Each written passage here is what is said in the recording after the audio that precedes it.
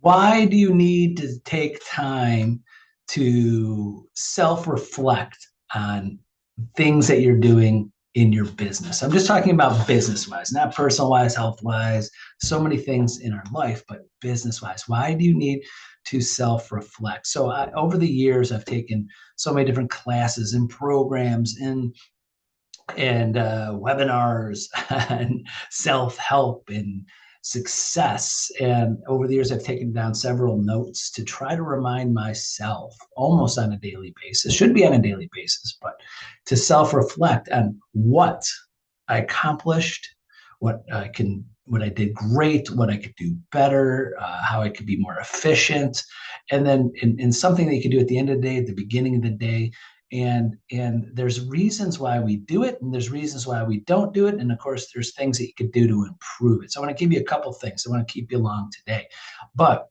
reason why you don't reflect, why you don't sit down, take the time, sit there, go over and concentrate on what you did the day before business wise, and how to make it better. So one is you don't understand the process. Like, you don't understand, how do I do this? How do I self-reflect? Go over it. It is something you can journal, just write down, or at least in your head, do something to say what you did, what you accomplished, what you did, what you didn't do, how well you did, what you could do better. Kind of like you're a kid back in school, or like you had that coach, you played that sport, and what did they do? They sat there at the end of the game, right? You ever had kids that played a sport? I don't remember if we did this, but I know my kids said at the end of every game, we sat there with the coach, and they would self-reflect and go over, how did the game go? Who had a good game? What we could do better? What we're going to work on in practice? Do you remember those? That's self-reflecting to me. And that's something that you can do. But again, why don't you know? You don't know the process. So think back with when you were a kid or that. What did we do? We just sat there at the end of the game, end of the day. What did we do? What did we accomplish? What didn't go well? What went well? How to do better? Two, you don't like the process. You just don't like doing it. A lot of people just don't like doing it. Just like that day is over, new day. Day over, new day. You just don't like doing it. Three, you don't like the result. You don't want to tell yourself, wow, I didn't do what I was supposed to do, or I did terrible at that, or I didn't accomplish that, or I wanted to, get all of these tasks done at the end of the day, and or I didn't give it my all. So you're worried about the results. Kind of like, if you're trying to be healthy and lose weight and you're scared to get on the scale, you need to get on the scale. Do I go on the scale as much as I should be? No, I should, because I know the number. I already know the results sometimes. So especially after the holidays. So it's kind of like thinking of that. It's getting on the scale. Why don't we get on the scale when we're trying to be healthy or lose some weight? Because we're worried and we don't want to see the bad news.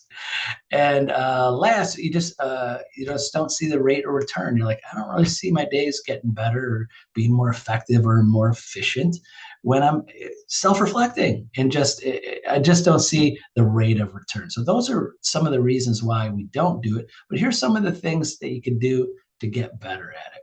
One, making yourself accountable. Is there something that you're avoiding? Make sure you try to bring it to the front. Am I not doing self-reflection or reflecting on my business day because I'm trying to avoid something, avoid doing it, avoid bringing up something negative? You got to know, am I not doing it because I'm trying to avoid something?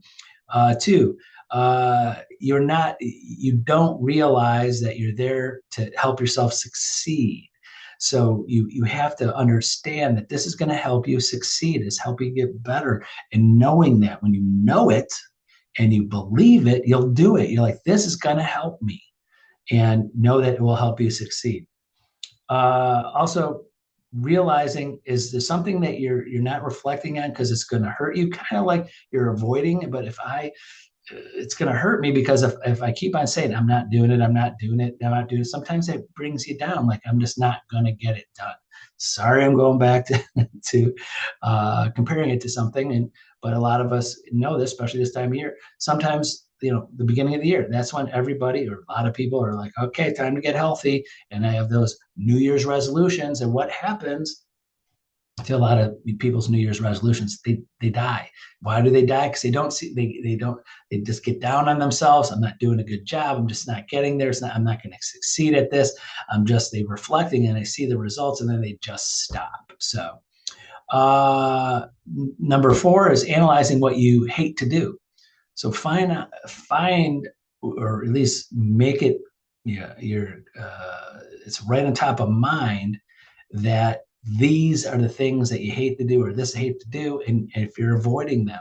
So find out you're not doing your self-reflection because there's something you hate to do and you're not doing it, if that makes sense.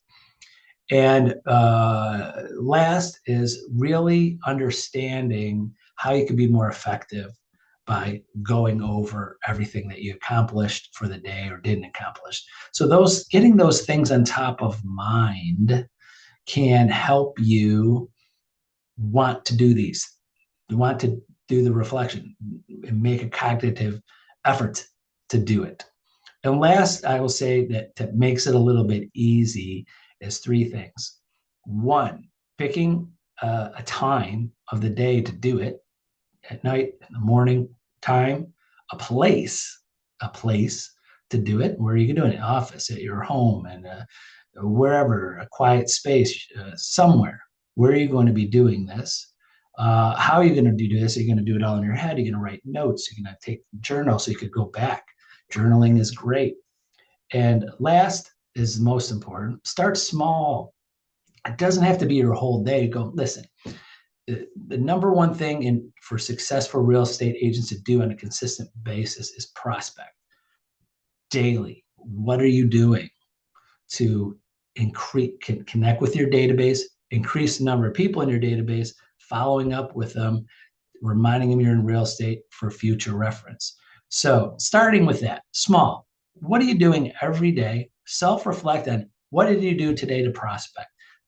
Not showing houses, not working on the current pending transactions, not just playing around on your website or online. What you actually did to pick up the phone, meet someone in person, ask for a referral, add someone to your database, contact them, handwritten notes, personalized emails, texts, whatever, to connect with people. Start with that.